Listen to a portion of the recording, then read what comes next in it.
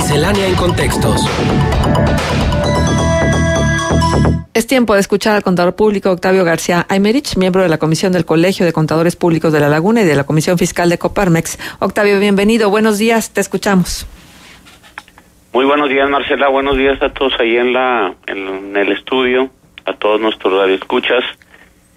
Hoy tocaremos básicamente dos temas. El primero, relativo a la participación de los trabajadores en las utilidades de las empresas, recordando que de acuerdo con la Ley Federal del Trabajo, las empresas tienen la obligación de distribuir lo que es el PTU, que es el 10% de su utilidad fiscal, de su base de impuesto, podríamos decir. Ya hay una forma muy sencilla de que los trabajadores puedan conocer cuánto es el monto de la PTU. Simplemente, insisto, es el 10% de la utilidad fiscal que haya tenido la persona. Anteriormente existía un procedimiento que se tenía que hacer un cálculo especial, por lo cual no era tan sencillo tener acceso a ese dato. Actualmente sí se tiene. Entonces se tienen 60 días a partir de la fecha en que se vence el plazo para la presentación de la declaración anual.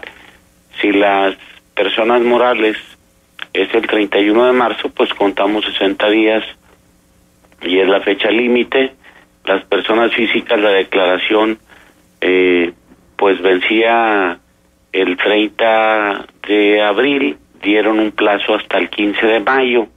Ahí podría haber polémica en cuanto a que si se prorrogan esos 60 días, desde mi punto de vista puede caber esta interpretación. ¿Por qué? Pues porque surge esa facilidad de prorrogar el plazo de presentación. Sin embargo, desconocemos qué opinarían en estos casos los tribunales en materia laboral.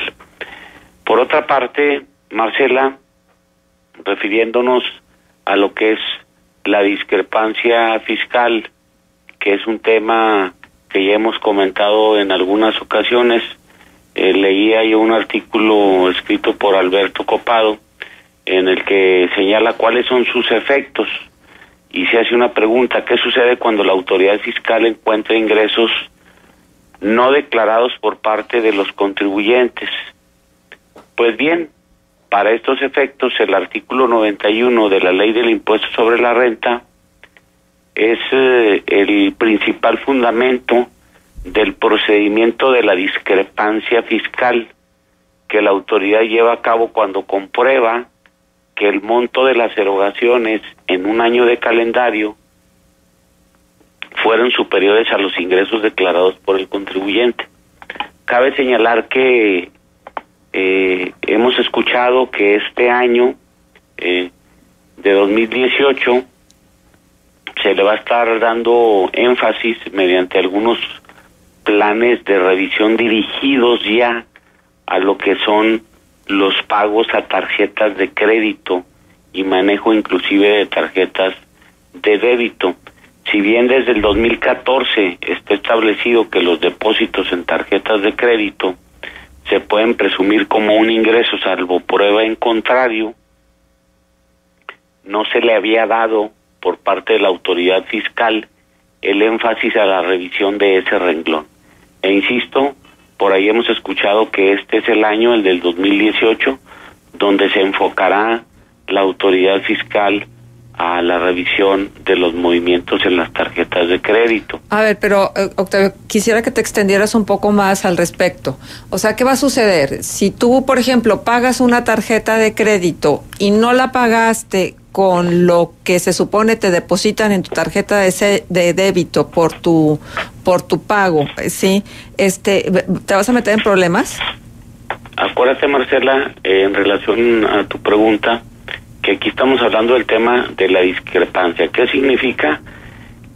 Que si yo gasto, incluyendo adquisición de bienes, más de los ingresos fiscales que yo tengo, pues voy a colocarme en ese supuesto y puedo tener un problema. Pero puedes gastar debiendo, ¿no?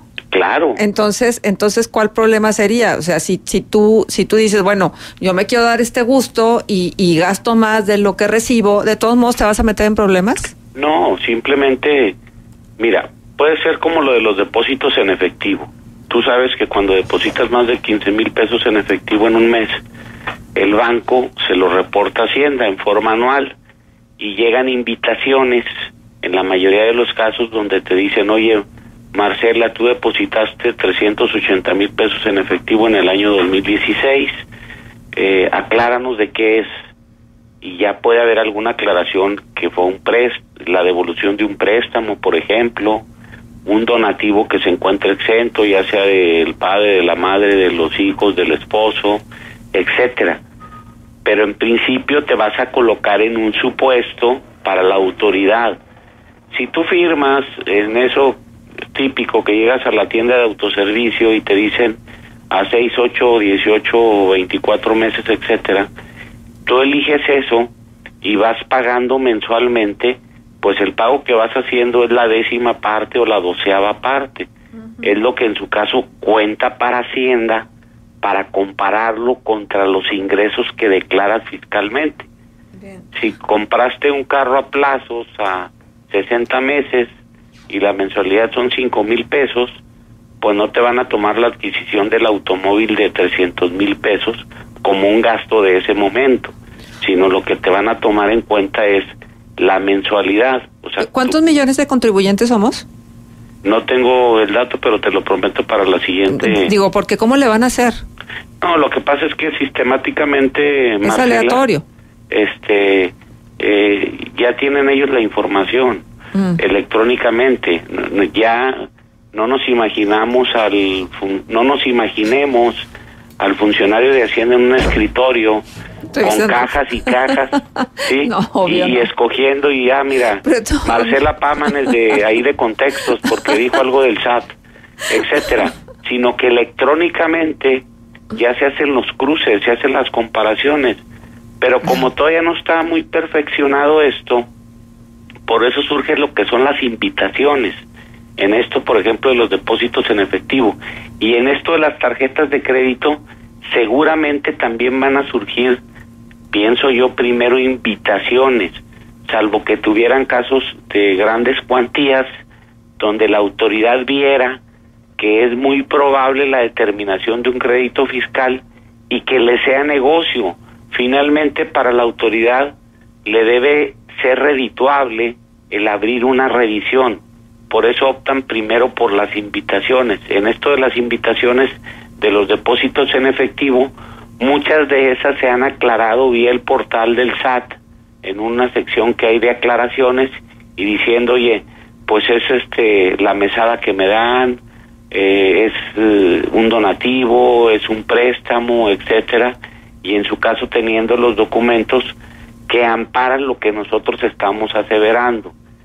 Podemos quedarnos en ese paso y ya no hay ningún problema. Luego la gente nos pregunta, oye, entonces ya no uso las tarjetas de crédito. Las tarjetas de crédito las puedes seguir utilizando, las de débito igual. El tema es cuánto gastas vía tarjetas de crédito en relación con los ingresos fiscales que tienes. Ese es el tema, ese es el punto fino. O sea, tiene que ser proporcional. Ser proporcional, ¿verdad? Muy bien.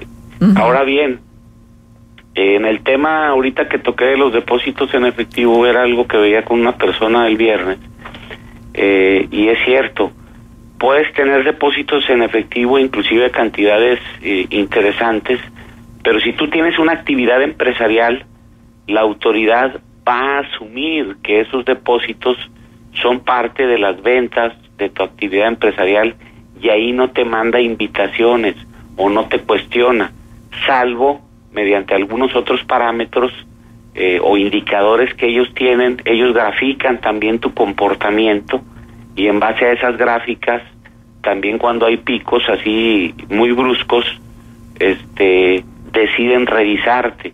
O sea, no nada más te revisan por ahora sí que por un antojo, sino porque los indicadores les dicen que tu comportamiento es atípico y que puedes tener tal vez una omisión en el pago de alguna contribución.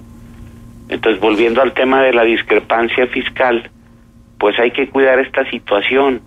Y ahora que estamos ante lo de la declaración anual, que nos dieron el plazo de los 15 días, recordar lo que hemos mencionado infinidad de ocasiones. No se les olvide incluir en la declaración los préstamos, donativos y premios que en lo individual o en su conjunto hubieran rebasado la cantidad de 600,000 pesos, hayan sido en cheque, en efectivo, etcétera.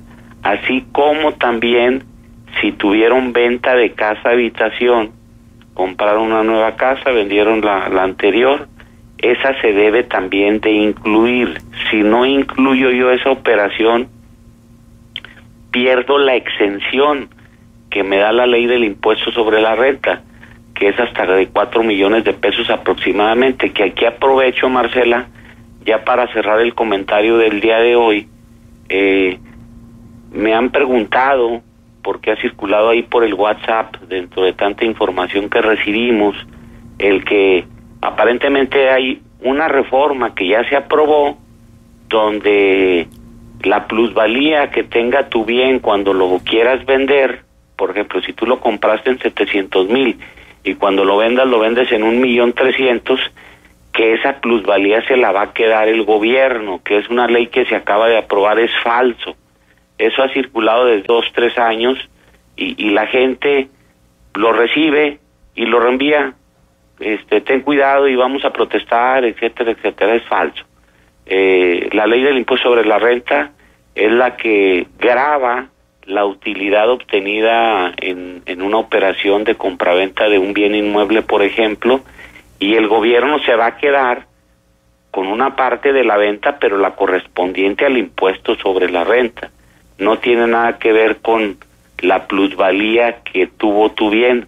La plusvalía pues te dio acceso a venderlo a un precio tal vez mayor o recuperar la inflación, pero lo que te van a cobrar es sobre la utilidad que tenga la persona. Entonces aprovecho el espacio, pues mucho cuidado con lo que recibimos y reenviamos, porque simplemente lo recibimos y lo reenviamos dándole una validez cuando ni siquiera sabemos en qué ley se publicó, cuál es la fuente, etcétera, etcétera.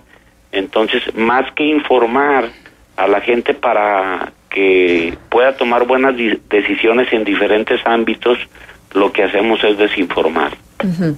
Muy bien, se me hace sumamente importante todo lo que nos has compartido la mañana de hoy, Octavio, porque como lo hemos repetido hasta la saciedad, la ignorancia no justifica tu responsabilidad. Entonces, hay que estar muy informados y muy atentos y cumplir como se debe. A mí me gustaría que Hacienda, así como tiene estas grandes capacidades que todos le reconocemos para hacer una revisión de los gastos y los ingresos de las personas que están en el terreno de la formalidad, pues también fuera tan eficiente para poder ingresar a la formalidad a todos los informales que hay en este país. Creo que ahí podríamos empezar una auténtica y verdadera transformación del país en la eficiencia de agregar a los informales al sistema de la formalidad, donde todos pagáramos lo que nos corresponde en función de nuestros impuestos. Fíjate, yo agregaría, Marcela, a tu comentario, si me permites, no solo incorporar a los informales, sino cobrar los impuestos que se deben de cobrar a todas aquellas sociedades que económicamente participan en operaciones inclusive simuladas con los diferentes entes de gobiernos. Exacto. Como tenemos esa famosa estafa maestra donde... O las empresas fantasma. Donde nos las ponen ahí, ahora sí en la cara, y no pasa absolutamente nada. O sea, inclusive de cosas que se saben y que nos damos cuenta como sociedad, no se pagan los impuestos, porque son empresas que están protegidas por mismos funcionarios seguramente de gobierno para hacer ese tipo de robos, ¿no? Bueno, a la hacienda pública. Precisamente por eso el hartazgo.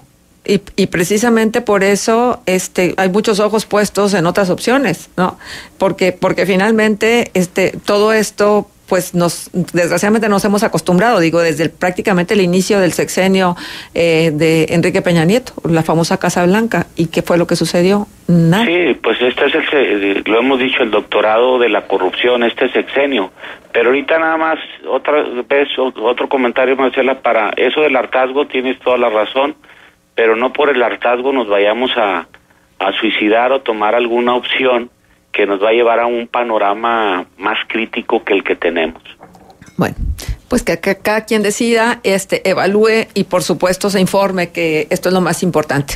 Muchísimas gracias, Octavio, por estar con nosotros. Muchas gracias a ustedes, les dejo un punto de contacto. Por favor. El teléfono 712-6071 y el correo electrónico loga63@prodigy.net.mx, y pues estarás muy contenta como Juan por el triunfo del Santos. No, bueno, no puedo, ya te iba a decir, yo seguramente traes una sonrisa de oreja a oreja, yo no puedo con mi felicidad. Muy bonita semana. Gracias, Octavio, hasta luego.